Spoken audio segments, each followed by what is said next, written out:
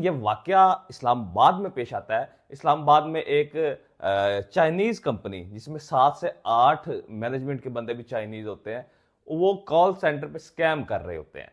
जाहिर सी बात है, कर तो वो फ्रॉड रहे हैं, लेकिन वो फ्रॉड पर जब एफआईए छापा मारती है और उनको पकड़ कर ले जाती है, तो पीछे से जो है वो शहरी जो है और जो वहां पर मुलाजमीन काम कर रहे थे, उन्होंने माह रमजान के तकद्दुस को ऐसे पामाल किया।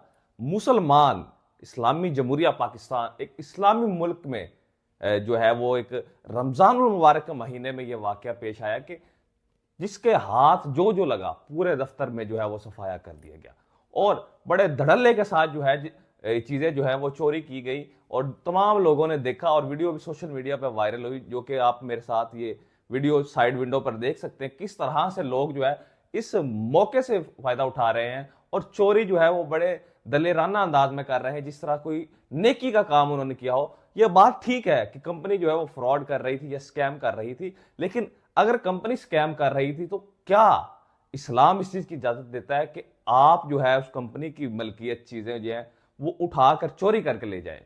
जिसके हाथ जो लगा माले गनीमत समझते हुए हर किसी ने इस मौके से फायदा उठाया और पाकिस्तान का और इस्लाम का और माह रमजान का महीना जो है इसमें पाकिस्तानियों का सर जो है वो शर्म से जो है वो झुका दिया। पूरी दुनिया में जो है वो चीज जो है देखी गई, पाकिस्तान का एक नेगेटिव जो इमेज है वो पूरी दुनिया में गया और ये वाकया जो है ये माह रमजान में पेश आया। और इस वाकये के हवाले से आपका क्या कहना है कमेंट बॉक्स में लाजमी बताइएगा। अपना और गिरदोनवा का ख्याल रखिए। मुझे दीजिए इजाजत। अल्लाह निगहबान।